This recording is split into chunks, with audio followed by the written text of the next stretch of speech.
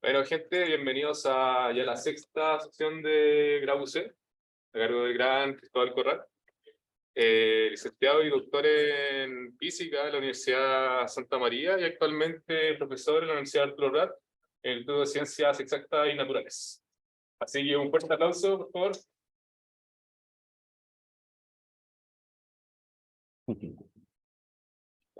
Adelante. Bueno, muchísimas gracias.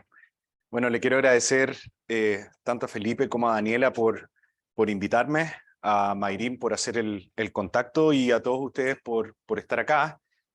Les quiero hablar de un trabajo que lo subimos en febrero junto con Daniel Flores Alfonso, que es un postdoc que trabaja conmigo, con Leonardo Sangüesa, que es un estudiante mío que está en la Universidad de Concepción, y Francisco Colipí, que es un hijo putativo, digamos, que también ha estado trabajando conmigo hace harto tiempo.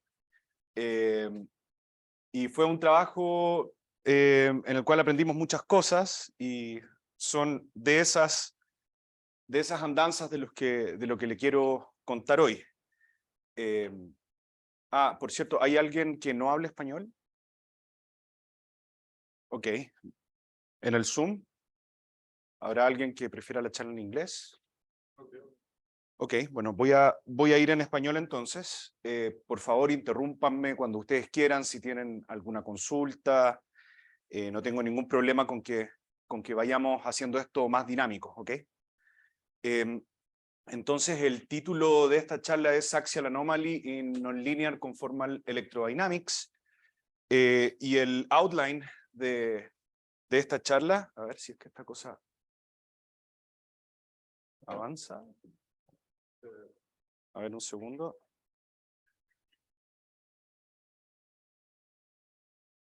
Ahí sí, súper. Entonces voy a dar una breve introducción y motivaciones de por qué queremos estudiar, digamos, la anomalía. Primero les voy a contar un poco qué es la simetría axial, cómo se rompe, digamos, a nivel cuántico, que es lo que conocemos como la anomalía. Y voy a poner un ejemplo que es en electrodinámica cuántica. Ahora, es sabido que en teorías efectivas de la electrodinámica cuántica, cuando uno integra los fermiones, por ejemplo, en la formulación de integral de camino, pueden aparecer efectos no lineales en la electrodinámica usual. Y esos efectos no lineales fueron estudiados hace muchos años y se conoce, todo ese setup en general se conoce como las teorías de Euler-Heisenberg, pero tiene ciertas propiedades las cuales no se respetan, tiene ciertas propiedades, digamos, que no tiene la electro de Maxwell estándar. Y hace poquito tiempo, esto fue durante la pandemia, el 2020, apareció un paper en donde se propuso una electrodinámica no lineal que tiene las mismas propiedades bonitas de Maxwell, en el sentido de que, a pesar de que es no lineal, es conforme y respeta la simetría de dualidad electromagnética cuando uno está en vacío. Entonces voy a mezclar las dos cosas iniciales para decirles cómo puede aparecer el concepto de anomalía, que les voy a hablar inicialmente en electrodinámica estándar. Lo que nosotros nos preguntamos es si es que este fenómeno aparece también en estas teorías de electrodinámica no lineales, que aparecen como teorías efectivas. Y consideramos la teoría de Einstein, y en ese caso consideramos un electro no lineal que autogravitaba y encontramos unas soluciones que se conocen como instantones gravitacionales. Les voy a contar de qué se trata eso. Y en particular, estos instantones cargados, digamos, rompen la simetría axial cuando uno sobre este background que nosotros encontramos pone fermiones de Dirac. ¿Ok? ¿Y cómo nos dimos cuenta de eso? Bueno, calculando el índice del operador de Dirac, que esto se relaciona justamente con la anomalía axial. Entonces, ese es más o menos el plan de mi charla, en resumen. Entonces vamos un poco con los detalles. ¿Qué es la simetría axial? La simetría axial, si ustedes, por ejemplo, toman un lagrangiano como el lagrangiano de de Dirac, minimalmente acoplado con Maxwell, sin masa, ustedes pueden notar, por supuesto, esto ustedes lo saben de sus cursos de electro, que este lagrangiano es invariante bajo una transformación U1, provisto digamos, una transformación particular que tiene que tener la conexión, por supuesto. Si A transforma como conexión, esto tiene una simetría U1. Si es que no hay masa, además de esa simetría, hay una simetría U1 axial, que es global. Y esa simetría axial es básicamente transformamos a nuestro espinor por la exponencial de una fase, y en la fase ponemos la matriz quiral, que es gamma 5. Si ustedes hacen eso, se van a dar cuenta que esta acción permanece invariante, y se pueden preguntar cuál es la corriente conservada a través del teorema de Noether.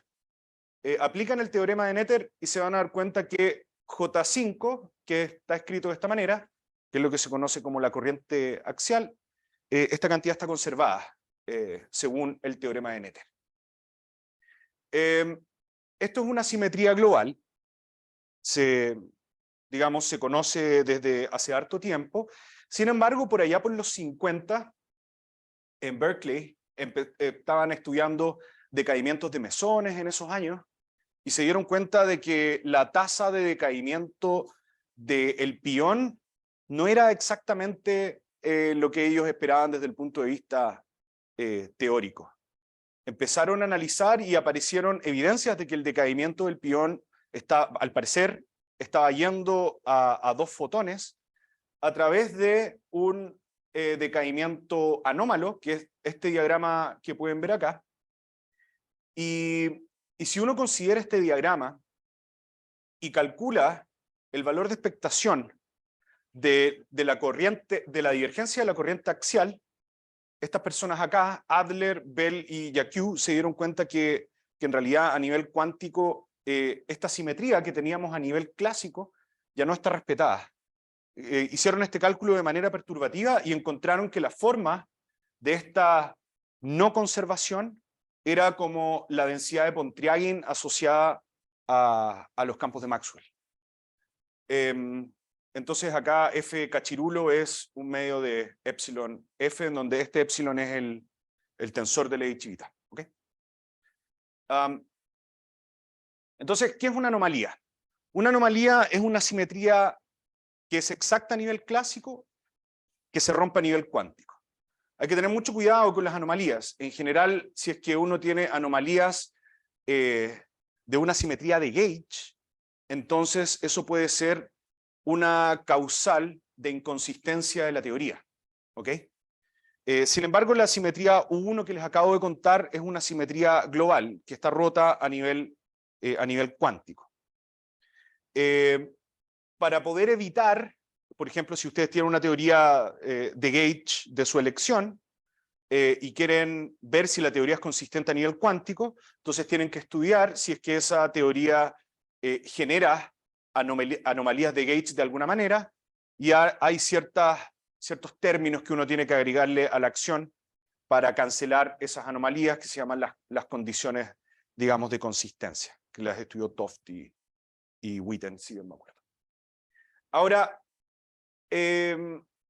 años después, esto, digamos, se supo de manera perturbativa a finales de los 60. Años después, Fujikawa se dio cuenta de una manera muy, muy elegante que en realidad esto no era un fenómeno que solamente ocurría a un loop. Esto es un fenómeno no perturbativo que en realidad está sumamente relacionado con la topología no trivial que pueden tener los campos de gauge propiamente tal. Entonces, si ustedes consideran, la idea de Fujikawa es la siguiente.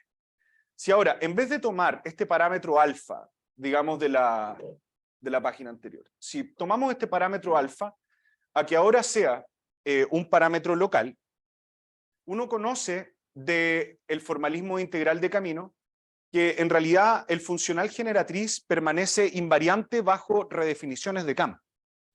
Si permanece invariante bajo redefiniciones de campo, entonces el funcional generatriz para una función alfa arbitraria y el funcional generatriz cuando alfa es 0 tiene que ser equivalente, porque siempre puedo hacer una redefinición de los campos que deja al funcional generatriz invariante. Entonces uno puede tomar esto, hacer una expansión, digamos, a orden lineal en alfa, lo pueden hacer a orden superior, pero el argumento se sigue igual. Y entonces cuando hacen esa expansión, bueno, Fujikawa se dio cuenta que tenía que haber una condición, y esta es de que si ustedes toman el funcional generatriz, le hacen una derivada funcional con respecto a este parámetro que genera la simetría axial, y lo evalúan, esto es un typo, acá debería haber un igual a 0, lo evalúan en que alfa es igual a 0, esto tiene que ser 0. ¿Ok? Eso es, digamos, por consistencia de la definición de funcional generatriz, que tiene que ser invariante bajo redefiniciones de campo. Entonces, ¿qué pasa si nos tomamos en serio este approach y ahora lo aplicamos a la simetría U1 axial? Entonces, tomamos ahora nuestro espinor, decimos que esto, digamos que A ahora depende de las coordenadas. Naturalmente, se van a dar cuenta que la acción que yo les mostré inicialmente ya no es invariante, sino que cambia por un término de esta manera. Pero siempre tienen que tener en mente de que al final del día vamos a tomar la derivada del funcional generatriz con respecto a este parámetro alfa y vamos a tomar el límite cuando alfa va a 0. Ahora, el punto clave que se dio cuenta Fujikawa en su paper es que a pesar de que la acción va a transformar de alguna manera que yo voy a saber identificar de manera correcta, como está en este lagrangiano acá arriba, la medida fermiónica en el funcional generatriz transforma de manera no trivial. Y este es el resultado central de Fujikawa, porque el cálculo que él está haciendo acá es completamente no perturbativo. No está considerando solamente un loop. Entonces, el resultado que se había encontrado a un loop ahora se sostiene a todo orden en teorías de perturbaciones. Es decir, la simetría axial es exacta a un loop. El resultado que ustedes van a encontrar a un loop, entonces, es el mismo que van a encontrar a todo orden. Es un resultado no perturbativo. El punto, tal como les digo, es que la medida fermiónica transforma no trivialmente. ¿Y cómo transforma? Pues así. O sea, va a transformar como la integral de la densidad de Pontryagin, y esto es un invariante topológico, que se conoce como el índice de Chern-Pontryagin, o cuando tenemos bordes, etcétera, es lo que generalizó después Atiyah, Patoi y Singer. Entonces ustedes pueden tomar este nuevo lagrangiano transformado con esta nueva medida fermiónica, integran por partes este término simplemente, cosa que el alfa me quede, digamos, solito y la derivada le pegue a J5, del mismo modo que acá tengo alfa solito, entonces me va a quedar factorizado por alfa, y el término que va a salir, bueno, este viene de la acción clásica, y este término viene de la transformación de la medida fermiónica. Entonces tomamos la condición que les mostré en la diapositiva anterior, derivan con respecto a alfa, evalúan alfa igual a 0, y la condición que aparece es justamente que la divergencia de la corriente axial es distinta de 0. ¿Ok? Entonces ustedes, quizás algo que no les dije, pero uno se puede preguntar, bueno, si tengo una ley de conservación, ¿cuál es la cantidad que está conservada en este caso? ¿Cuál es la carga conservada asociada a J5?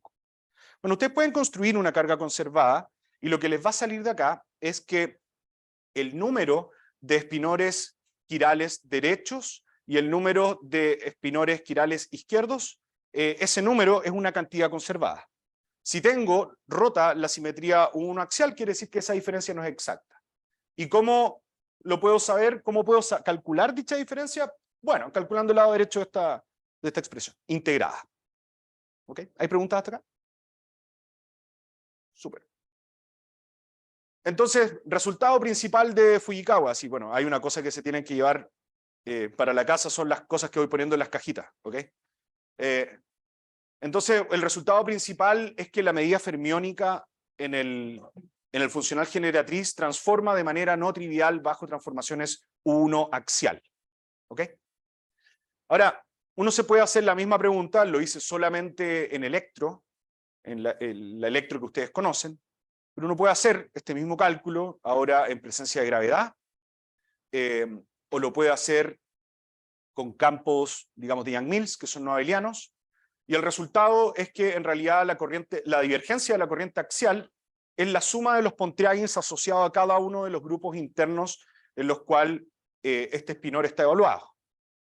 Por ejemplo, G, si es que es el field strength de QCD, suponiendo que esto es un quark que autogravita, entonces, bueno, va a aparecer el Pontryagin de la geometría, el índice de Chern-Pontryagin de la geometría, pero también van a aparecer los Pontryagin de cada una de las conexiones a la cual está acoplada su espinor de Dirac. ¿Ok? Ahora, ¿cómo se conecta esto con topología? Esto también está comentado en el artículo de Fujikawa, en el PRL que escribió en el 79. En realidad, tal como les mencionaba, la integral del Pontryagin es un invariante topológico. Entonces, en realidad, lo que está acá detrás es una relación muy profunda entre la topología de los fiber bundles de los campos de gauge con la simetría quiral o la simetría axial de los espinores en este caso. O sea, es un efecto cuántico que refiere a la topología no trivial que tienen mis campos de gauge. Entonces, este n más y n menos que está a la izquierda es, si ustedes quieren, la integral de la divergencia de J5. Y ese numerito, que tal como les decía, es la diferencia entre el número de espinores quirales derechos menos el número de espinores quirales izquierdos, es un invariante topológico y es lo que está acá, es básicamente tomar la integral de las cantidades que les mostré anteriormente. Ahora, en presencia de bordes, hay que agregar términos de borde. Esos términos de borde son, por ejemplo, la forma de Chern-Simons en el caso de gravedad, y también hay unos invariantes que pueden ver al final de esta ecuación, que se conoce como el eta invariant de Atiyah-Patodi-Singer. Ahora, ¿qué es el eta invariant? Este está directamente relacionado con el espectro del operador de Dirac. Si ustedes toman los autovalores del espinor de Dirac, los autovalores pueden ser positivos, negativos, pueden ser infinitos autovalores, etc. Pero toman los positivos, los restan con los negativos, ese número es un invariante que se conoce como el invariante, el eta invariant de Atiyah-Patodi-Singer. ¿Y cómo se calcula? Bueno, así, o sea, toman la suma de todos los autovalores positivos, le restan la suma de los autovalores negativos. La cosa es que es delicada en este punto es que esa diferencia puede ser infinita. Entonces hay maneras astutas de regularizar esa suma y usualmente lo hacemos con la Z de Riemann, la regularización tipo Z de Riemann. Y H, que aparece acá, tiene que ver con cuenta los autovalores cero del operador de Dirac. Entonces, esta fórmula está buenísima porque básicamente me da una manera de calcular la anomalía axial en términos de un invariante topológico. Mi tarea entonces es, dada una configuración, poder calcular el lado derecho.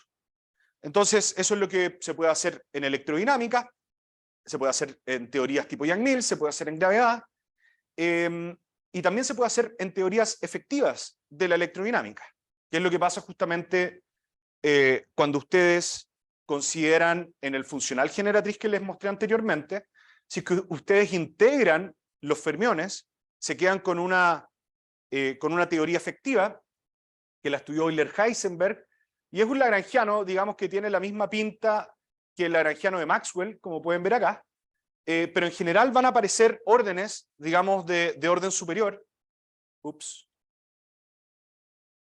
de orden superior que van a involucrar potencias cuadráticas, por ejemplo, de f cuadrado. No solo eso, puede involucrar también potencias cuadráticas de esta densidad de Pontryagin. Nosotros sabemos que el Pontryagin es un invariante topológico, lo estuvimos discutiendo en las diapositivas anteriores. Si ustedes toman el Pontryagin al cuadrado, eso ya no es un invariante topológico, eso puede contribuir a las ecuaciones de movimiento en general.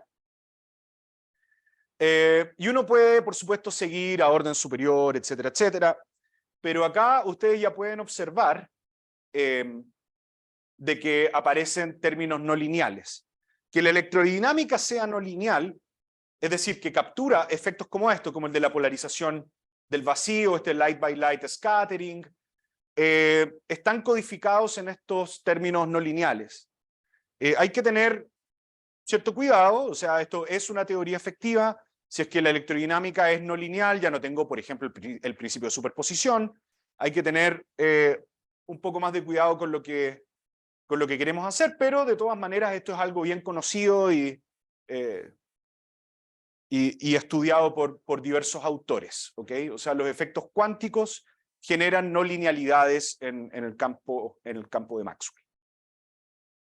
Ahora, la forma general que puede tener una electrodinámica no lineal es esta, en donde, bueno, X será F al cuadrado, e Y será F tilde, bueno, F tilde. Y entonces la dependencia genérica que puede tener una electrodinámica no lineal es esta, lo más general que ustedes pueden poner.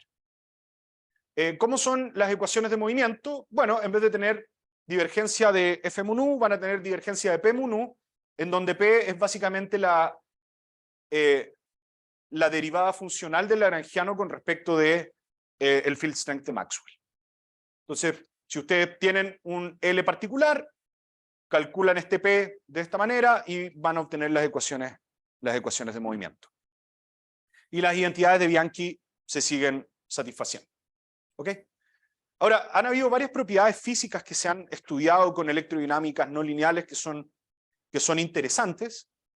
Por ejemplo, la autoenergía del campo eléctrico de cierta partícula cargada. El electrón, por ejemplo, da finita si uno considera efectos no lineales como el que tienen acá. Bueno, Eloy y Alberto García mostraron por allá en el 98 de que existen agujeros negros que son regulares, que no tienen ninguna singularidad, sin embargo sí contienen superficies atrapadas, etcétera, etcétera. Hay un largo etcétera de cosas que se han dicho con respecto a electrodinámica no lineal. Hay hartos reviews, hay libros de electrodinámica no lineal, como el de Plebanski, si es que ustedes están interesados. Entonces, durante la pandemia apareció este paper por Townsend, Sorokin, Lechner y Bandos, en donde ellos proponían una electrodinámica no lineal, pero que tenía las cosas bonitas de la electrodinámica lineal. Por ejemplo, que era invariancia conforme y que tiene simetría simetría de dualidad electromagnética en el caso cuando estamos en vacío. ¿Ok? Eso es algo que goza la electrodinámica lineal de Maxwell. Entonces, pidiendo estas condiciones, en unos papers posteriores, el que tienen ellos, inicialmente no lo propusieron de esta forma, pero después la gente se dio cuenta que esta electrodinámica no lineal se ve así. ¿Ok? Esto está en la asignatura Euclidia, porque estoy interesado en instantones y posteriormente vamos a utilizar este lagrangiano. Si que ustedes están interesados con métrica lorentziana, tienen que hacer un cambio acá. Entonces, en vez de un menos, hay que poner un más. ¿Ok? Sí. Claro, están metidos en X y en Y, en donde X e Y están dados acá.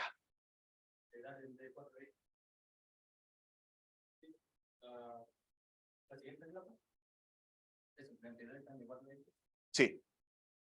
Entonces fíjate, tiene el término de Maxwell acá, si quieres como F cuadrado, y acá tienes la raíz de X cuadrado menos Y cuadrado. Entonces la parte no lineal, si tú quieres, viene acá.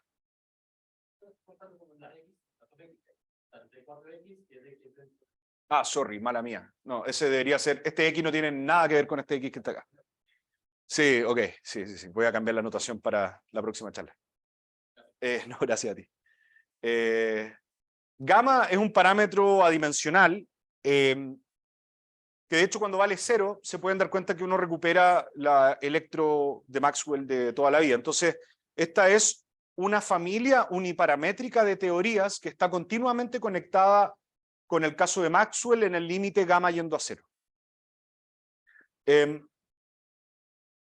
Las ecuaciones de movimiento ustedes la pueden sacar tomando este tensor y tomando la divergencia.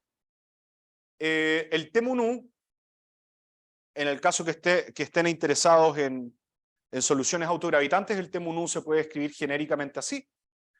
Y nosotros, bueno, estábamos justamente interesados en poder buscar soluciones autogravitantes de esta teoría acoplada con la teoría de relatividad, con la teoría de Einstein, digamos, de toda la vida, y es lo que vamos a hacer a continuación. Ahora, que sea conforme, ustedes pueden chequear de que la traza de este T-mu-nu es 0, y se satisface esta condición que como mostró Gibbons y Rashid, esta condición es necesaria y suficiente para garantizar de que los campos de Maxwell gozan de esta simetría de dualidad electromagnética cuando estamos en vacío. ¿Ok? Hay muchas propiedades, la gente ha estudiado harto esta teoría desde que pusieron el paper en Archive, y hay un review acá que hizo Sorokin. Y entonces nosotros lo que queremos hacer es resolver esas ecuaciones. De hecho, bueno, Daniel, uno de los autores de este artículo, encontró el primer agujero negro cargado con esta electrodinámica no lineal, unos meses después de que salió este paper. Entonces nosotros, con Francisco, con Leonardo, con Daniel, estábamos interesados en buscar soluciones que sean instantáneas gravitacionales para estudiar el fenómeno de la anomalía axial. Justamente estos objetos son los que tienen topología no trivial y son los que inducen la anomalía en el caso, digamos, de teorías de gauge estándar.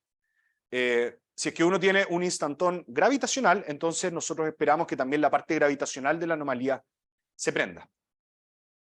Entonces vamos a considerar un ansatz que tiene esta forma. Sigma en general, bueno, sigma de aquí en adelante van a ser las formas de Mourier-Cartan de SU2. Quizá ustedes no están muy acostumbrados a ver un ansatz métrico escrito de esta manera, pero es súper conveniente utilizar formas de Mourier-Cartan para, por ejemplo, estudiar soluciones instantónicas o soluciones que tengan incluso topología no trivial en teorías de Yang-Mills, etcétera, porque los índices, digamos, IJK son índices de SU2.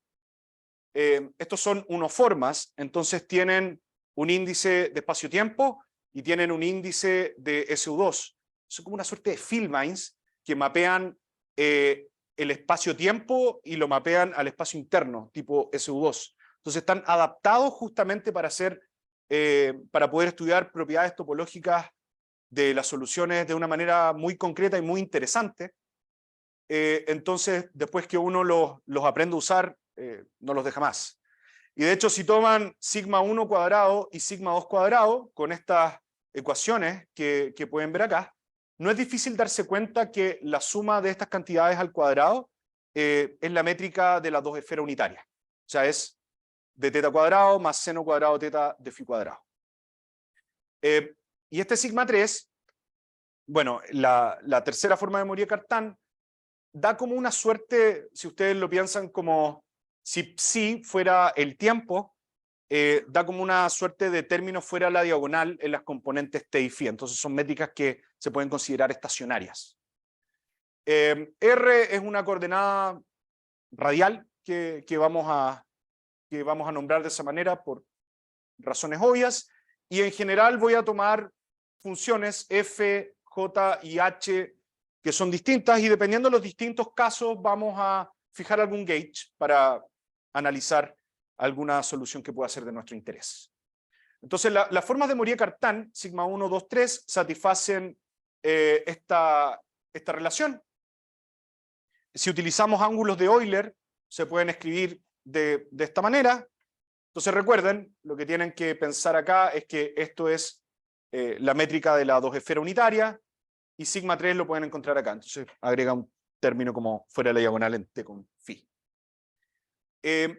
Y para los campos de ModMax, vamos a la teoría no lineal que les conté anteriormente, se llama ModMax, así como de Modified Maxwell. Entonces, ese es, digamos, el nombre con el cual la gente se refiere a esta teoría actualmente. Entonces, los campos de ModMax nosotros los vamos a asumir como una función B, pero que es proporcional a sigma 3. ¿Ok? Es parecido al ansatz, no sé si estudiaron alguna vez el monopolo magnético de Dirac. No, se parece un montón, ¿no? O sea, si toman B de R y lo multiplican por sigma 3, tiene la misma pinta del monopolo de Dirac. Entonces, bueno, como les contaba, Daniel había encontrado el primer agujero negro de esta teoría unos meses después de que apareció la teoría puesta por Tausen y compañía. Y posteriormente la gente empezó a tomar interés en ModMax, y una de las cosas que se preguntaron, bueno, Daniel con los colaboradores, pero también gente en Canadá, el grupo, digamos, de Robert Mann. Robert Mann no estaba incluido en ese artículo, pero David Kuwisnak y compañía también estuvieron interesados y sacaron el paper más o menos al mismo tiempo. De hecho, estábamos trabajando con Daniel y estaba súper preocupado porque pusieron el paper primero y me dijo, voy a dejar de trabajar por un par de semanas porque me tengo que dedicar a esta cosa. Así que, bueno, en fin, logró poner el paper en el archive y esta es la solución que ellos encontraron. Noten una cosa de esta solución. Fíjense que primero J está electo de modo que sea 2n, o sea, J cuadrado es 4n cuadrado. Y la forma particular que tiene F, ustedes lo pueden integrar desde las ecuaciones de movimiento. Y en general, la solución que aparece es distinta que esta. Esta es un caso particular de la que ellos encontraron.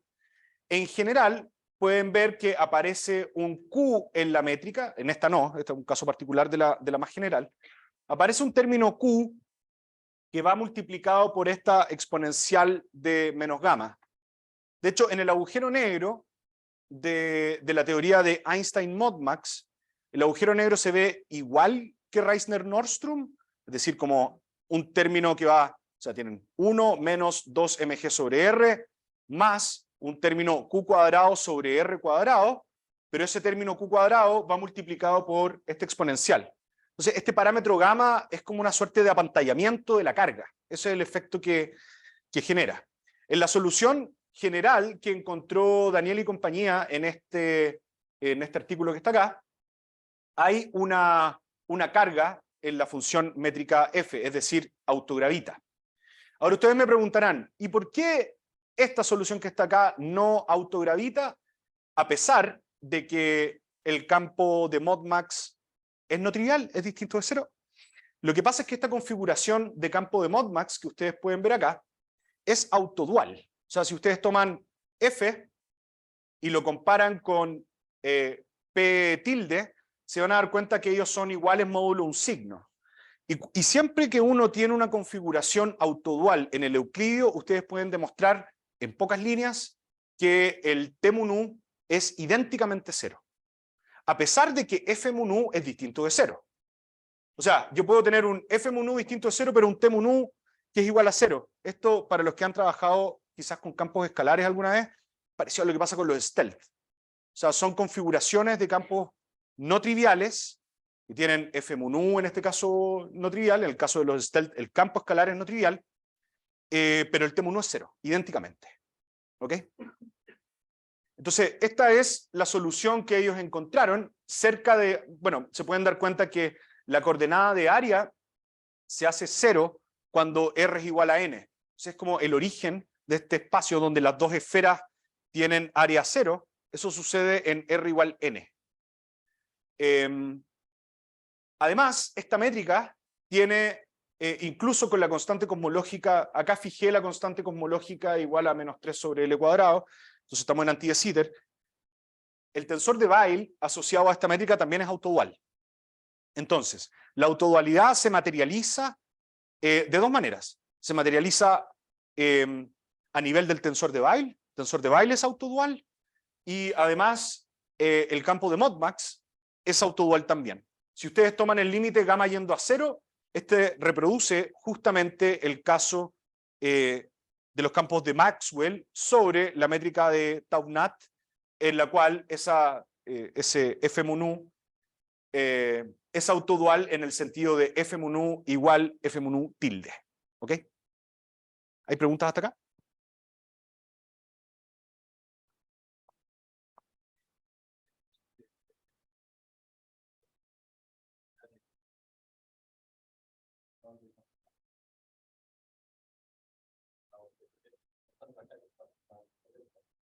Eso es buena pregunta. De lo poco que sé de ADS-CFT, entiendo que la gente estudiando agujeros negros cargados puede calcular cosas en la CFT, por ejemplo, DC, conductivities y cosas de ese estilo. La verdad no sé muy bien cuál será la interpretación, digamos, de la CFT dual en anti-de Sitter. Creo que es interesante pregunta.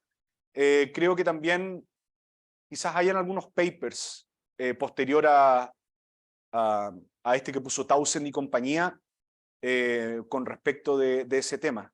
Lo que sí sé es que para agujeros negros uno puede calcular ciertas propiedades de la conductividad digamos, de que tienes en la teoría dual. Me imagino que quizás si quieres calcular los efectos eléctricos en la CFT, probablemente la electrodinámica no lineal te pueda hablar en cierto sentido o pueda codificar los efectos cuánticos de la electrodinámica que estás considerando también en el dual.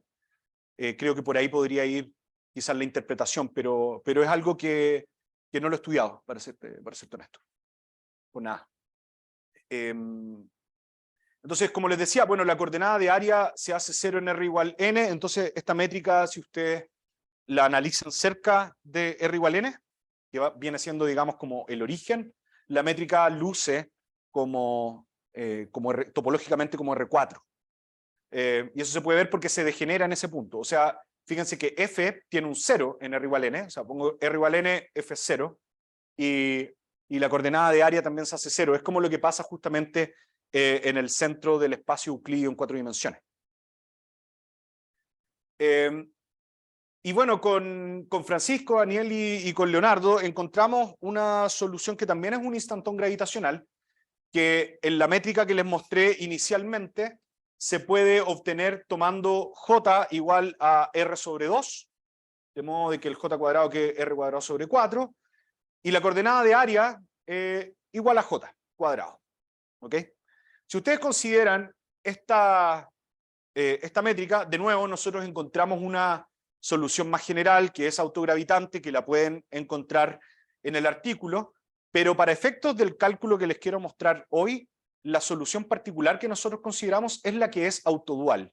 ¿Y cómo se obtiene la versión autodual? Bueno, hay que analizar la métrica, pedir las condiciones de autodualidad, y lo que sale es que la función métrica f es esta, es digamos, la métrica de Wuchig-Hanson que se conoce desde los 70, pero el campo de Modmax tiene esta pinta. ¿Ok? Esta métrica es topológicamente distinta a la que les mostré anteriormente, porque fíjense cuál es el rango de las coordenadas, y lo que sería el ángulo de Euler, que va entre 0 y 4pi, para eliminar las singularidades cónicas que uno podría tener cerca del horizonte en esta métrica, uno tiene que pedir una periodicidad que es distinta, y en este caso es 2pi. ¿Ok? No tiene 4pi. Entonces, en realidad, tiene la topología de una 3 esfera, pero en donde las antípodas están identificadas. O sea, no tengo que recorrer con 4pi el ángulo psi, la métrica es completa si es que uno va entre el ángulo psi lo recorre entre 0 y 2pi, y eso quiere decir, claro, que topológicamente esto es la 3 esfera con antípodas identificadas, que está identificado con el grupo discreto Z2, y eso quiere decir que topológicamente es RP3. Y asintóticamente tiene esta forma, asintóticamente se ve localmente euclidia, pero topológicamente no lo es, porque es R4 identificado con Z2. O sea, la métrica Si ustedes no miran las coordenadas y ven esta métrica asintóticamente, se ve como R4, pero en realidad topológicamente no lo es, porque está identificado con Z2. ¿Ok? Entonces esto es lo que se llama una métrica que es asymptotically locally Euclidean, pero no es asymptotically globally Euclidean. Esta métrica, tal y como la ven, también tiene Weyl autodual y digamos, el field strength de modmax satisface la condición de autodualidad, y dado de que es autodual se cumplen las mismas cosas que les conté antes. O sea, T mun u idénticamente 0, pero el F mun u es distinto de 0. Entonces, con todo esto en mente y ya con la solución que queremos analizar, uno quiere calcular la anomalía. Las partes de las integrales de volumen es directo. O sea, uno toma la solución, la enchufa con los rangos de las coordenadas que les acabo de mostrar. Lo único que ustedes tienen que hacer es, quizás lo podemos ver acá, enchufan eso acá, consideran los rangos de las coordenadas que tenemos y calculan esta integral. La parte tricky es calcular esto, ¿ok? Entonces, son los términos de borde. Entonces, ¿cómo vamos a escoger un borde? Bueno, el borde lo vamos a escoger como las hipersuperficies de R constante.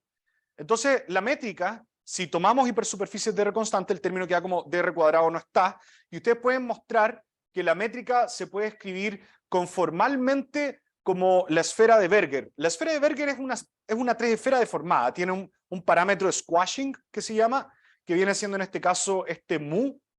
Entonces, si ustedes miran esto y tomaran sigma 1 cuadrado más sigma 2 cuadrado más sigma 3 cuadrado, y esto es igual a 1, esa es la métrica de la tres esfera.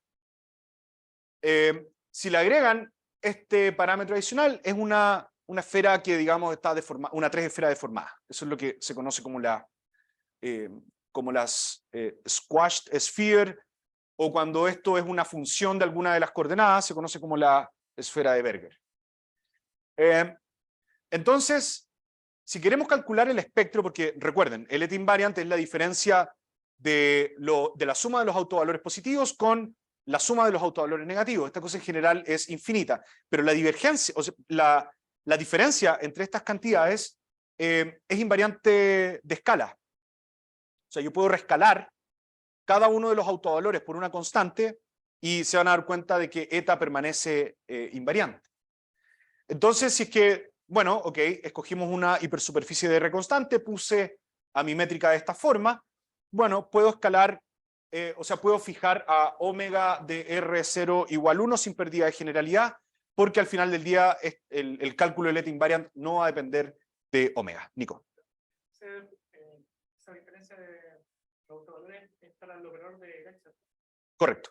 ¿Cómo aquí aparece el tema del operador de Lexer y estamos considerando los fermiones? No, claro, los fermiones no autogravitan en este caso. O sea, mi teoría es solamente Einstein-Modmax. Entonces lo que vamos a hacer es lo siguiente. Gracias por la pregunta, quizás debería haberlo aclarado. Tenemos una solución que es un instantón gravitacional, de las dos familias que les mostré inicialmente. Entonces tenemos un background. Sobre ese background vamos a poner a los fermiones. Y vamos a calcular el operador de Dirac de los fermiones evaluados en este background.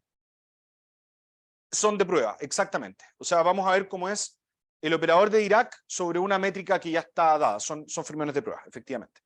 Entonces, dada esta geometría, que tiene además un fiber bundle U1, que es no trivial, vamos a poner a los fermiones ahí y vamos a ver cómo es la diferencia entre el número de fermiones derechos y de fermiones izquierdos. Ese es el mapa mental que tienen que tener.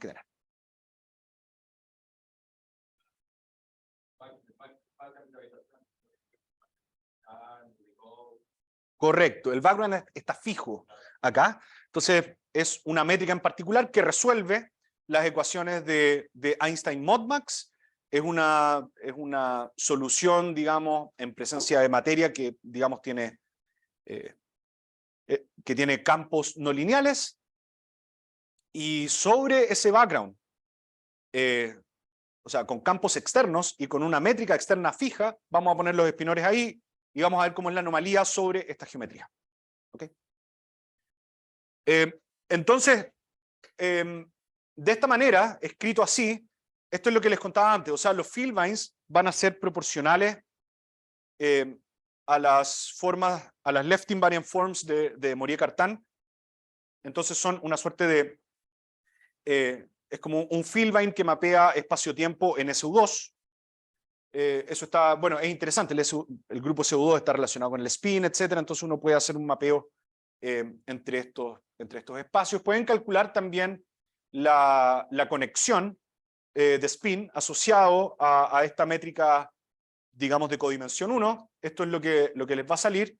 Y las matrices de Dirac que vamos a utilizar, bueno, son como las matrices de Pauli en 3 dimensiones, que son las que pueden ver acá. Y de aquí en adelante voy a usar esta notación de que mu0 en realidad es mu evaluado en R constante. Y R constante lo voy a llamar R0. Entonces, si tengo estas unoformas, si tengo a los field lines, los field lines son base también de las p-formas. Puedo usar a los field lines como una base de p-formas, y el inverso del field line, inverso entiéndase como si tomo el producto interno entre ambos y me da la delta, bueno, eso se puede usar como base de vectores, que es lo que usualmente, bueno, de aquí en adelante le vamos a llamar sigma mayúscula, por razones también pictóricas, o sea, son duales a los sigma chiquititos. Los sigmas grandes, entonces si es que uno toma el producto interno entre estos dos me da la delta, y me voy a definir un operador que es autoadjunto, que es este K, y a partir de K podemos definir operadores tipo escalera, y pueden ver, digamos, que K satisface el álgebra de SU2, y con esto tenemos todos los ingredientes. Perfecto, creo que sí, debería ser suficiente. Entonces ustedes calculan cuánto vale el operador de Dirac con toda esta maquinaria e ingredientes que les he dicho, y la ecuación de Dirac se ve así. ¿Ok? Entonces, vamos a considerar algo que se llaman los spin S spherical harmonics, que es esencialmente el producto tensorial entre una parte interna de spin por los spherical harmonics de toda la vida. ¿Ok? Entonces, Goldberg estudió a estos objetos por allá por el 67 y encontró que los autovalores de estos operadores, bueno, K3, como siempre, me saca el spin, pero de K más menos tienen esta forma, ¿ok? Esta es la pinta, o sea, son operadores de escalera, entonces me sube el spin en 1 o lo baja en 1 con este valor enfrente de ese ket. Y de aquí en adelante voy a usar la notación de que el ket S denota al spin S spherical harmonics. Bueno, ustedes toman estos ingredientes, toman una parte radial y una parte, digamos, angular para las componentes de estos espinores, y se puede mostrar de que estos son los autovalores del operador de Dirac. Para este background, con los campos de Modmax prendido. ¿Okay? Hay dos casos especiales, que es cuando S es igual a L y cuando S es igual a menos L más 1. Y estos casos especiales dan estos valores que aparecen acá. Fueron encontrados por Pope, digamos, en el caso de electrodinámica estándar en el 81. Y nosotros queremos estudiar cuál es la modificación que hace Modmax en este caso. Para tener autodualidad nos vamos a concentrar de aquí en adelante cuando lambda es 0, y eso es básicamente por razones técnicas que tienen que ver con los valores que va a tomar mu si es que tenemos lambda distinto de 0.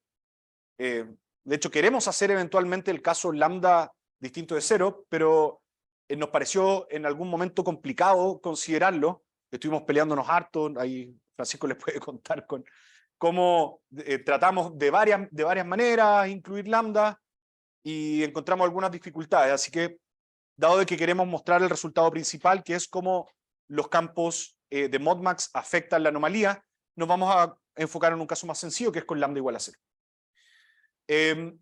Y si tomamos, digamos, R0 yendo a infinito, queremos evaluar esto en el borde de estas configuraciones, nos damos cuenta que en el caso de tau nat, mu0 va a 0 y b va a una constante, mientras que para Eguchi-Hanson, cuando R0 va a infinito, mu0 va a 1 y el campo de modmax va a 0.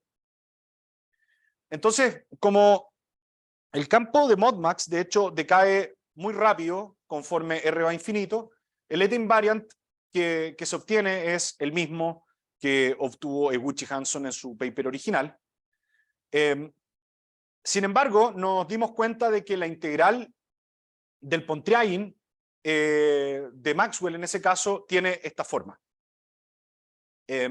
No es de extrañarse que el Pontryagin, por ejemplo, en el caso de Maxwell común y silvestre, pueda depender de Q, porque Q en general en Maxwell, para el caso Maxwell autodual, Q es igual a la carga magnética. Y la carga magnética, sabemos al menos de Electro que está cuantizada debido al argumento de Dirac en el año 91. Entonces estas son cantidades que en general podrían estar cuantizadas y podría ser un número entero lo que tenemos al lado derecho. Eso está por verse, pero no es de extrañarse que pueda depender, digamos, de Q explícitamente. Y bueno, calculan el Pontryagin, digamos, de Eguchi-Hanson y le sale -3. ¿Ok? Entonces, el resultado es que para la métrica de Eguchi-Hanson, la diferencia de los fermiones quirales, del número de fermiones quirales, está dado por esta cantidad. Entonces, hay anomalía. En el caso de tau nat es un poco más sutil, pero de nuevo, como el operador de Dirac, el espectro del operador de Dirac es invariante a escala, y es más sutil porque fíjense que en el límite R0 yendo a infinito, mu va a 0. Pero acá tengo cosas que van como 1 sobre mu. Entonces esa cosa es divergente. Pero dado de que lambda es invariante de escala, bueno, puedo rescalarlo, lo voy a rescalar por mu, y después tomo el límite. Si hago eso, bueno, el valor que uno encuentra para los autovalores del operador de Dirac es el siguiente, más o menos el valor absoluto de esta cosa. Pero noten que el eta invariant es la diferencia entre los autovalores positivos y los negativos. Pero acá son los mismos. O sea, tengo un más menos delante. Entonces la diferencia me va a dar 0. Para cada uno de estos autovalores que están acá. Sin embargo, en los casos particulares, en los casos especiales que les mencioné anteriormente, es decir, cuando S es igual a L o S es igual a menos L más 1, no pasa esto y los autovalores son los que aparecen en esta diapositiva, acá en los puntos 1 y 2. Tienen degenerancia, bueno, como es estándar 2L más 1, entonces la tarea es, bueno, calculemos el eta invariant en este caso. Entonces tomamos, tomemos, digamos, sin pérdida de generalidad de que Q es positivo. Entonces la cantidad que está acá arriba siempre es positiva. Entonces la suma que tenemos que tomar en el caso de los autovalores positivos es esta. Este es el valor que tienen ellos. Vamos a sumar en todos los autovalores, entonces desde L igual 0 hasta infinito, y multiplicamos por la degenerancia que este tiene. Sin embargo, van a haber rangos en los cuales es positivo y en los cuales es negativo. Entonces tenemos que separar la suma en dos. Y esas son las dos piezas que aparecen acá. ¿Ok? Uno hace esta suma, toma el límite finalmente cuando S va a 0 y encuentra que el resultado es este acá, es menos 1/6 menos 2Q. Entonces toma esto, lo enchufa, bueno, calcula no hay que olvidarse que hay que hacer las integrales del volumen también, uno las hace y finalmente encuentra que también hay anomalía en el caso de estos instantáneos gravitacionales y que están dados por digamos, por la carga de los campos de modmax, sin considerar el parámetro gamma. Entonces en Eguchi-Hanson sí depende del parámetro gamma y acá no. ¿Ok? Bueno, entonces eso es lo que les quería contar. La conclusión principal es que, bueno, estos instantones gravitacionales que están cargados con un electro no lineal muy particular, que ha estado de moda últimamente, inducen la anomalía. Ese es el mensaje que se tiene que llevar para la casa. ¿Ok? Hay distintos casos, los analizamos, pero esa es la conclusión principal. Lo otro lo pueden leer de este slide. Eso, muchas gracias.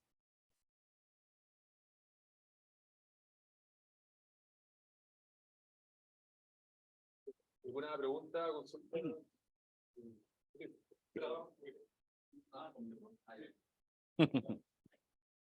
Hola. Hola.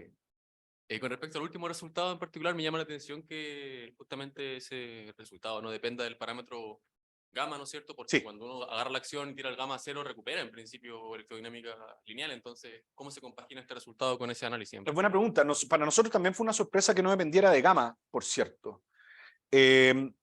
Ahora, efectivamente, este resultado es independiente de gamma. O sea, está continuamente conectado con el otro. O sea, tomo gamma yendo a cero y recupero esto porque no depende de gamma. Entonces, la conclusión, un resultado muy similar lo encontró Pope en los 80 para la electrodinámica de Maxwell.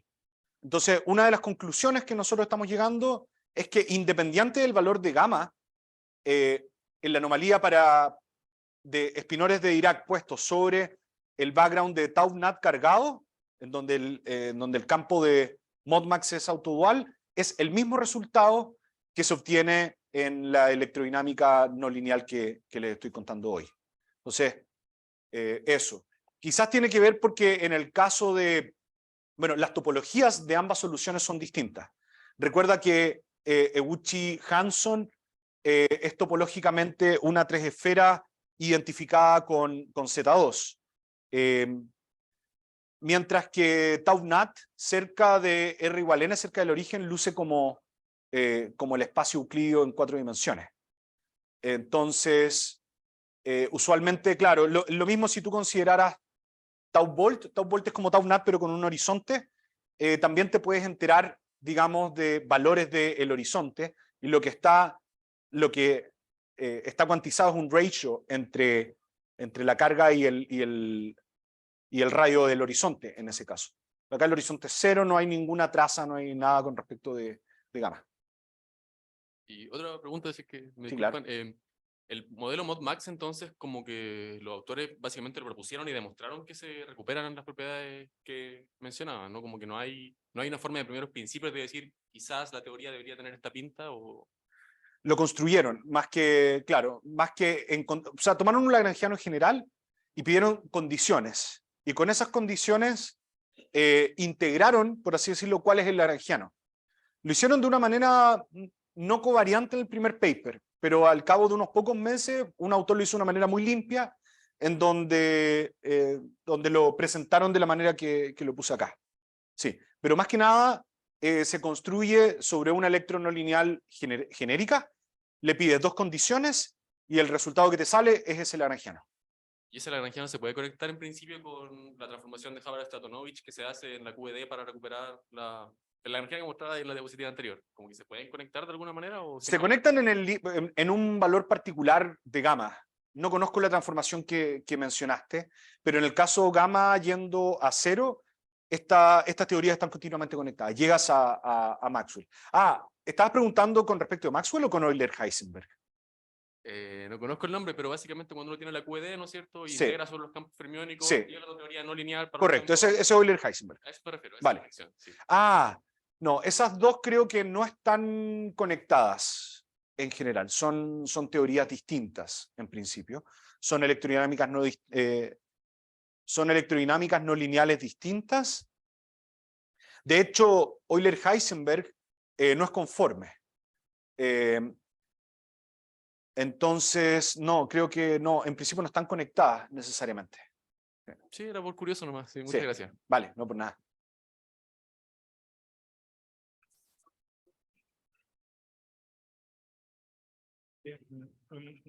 ¿Han estudiado el tema de los fermiones abstractando el background? Es duro ese problema. No lo hemos estudiado. O sea, igual como estas cosas están relacionadas con propiedades topológicas, Sí. en principio no hubiesen, o sea, no se hubiese como alterar el resultado si es que uno tiene como fermiones perfectando. Buena pregunta. O sea, con respecto del teorema del índice propiamente tal, lo que uno considera son los índices de Pontryagin asociados a cada una de las conexiones de gauge a la cual está acoplada el fermión. Entonces, desde el punto de vista del teorema del índice, no va a haber ninguna modificación.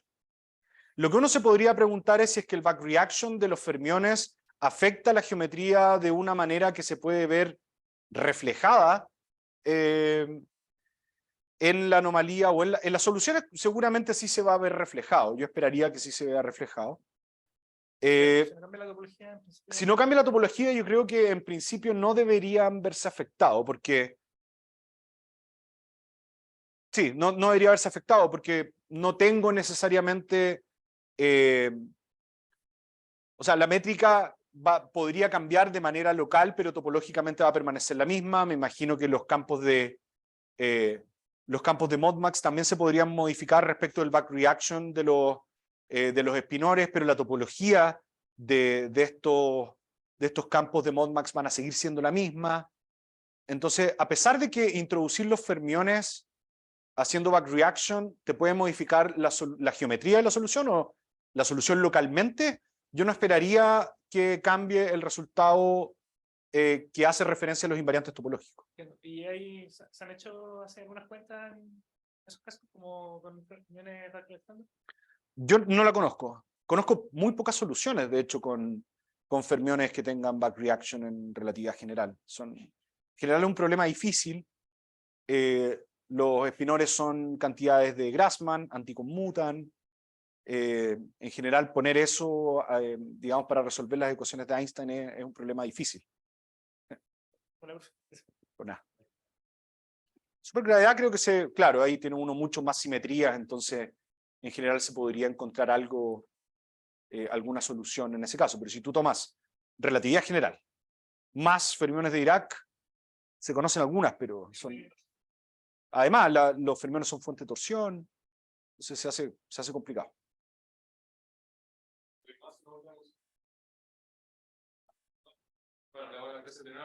Gracias.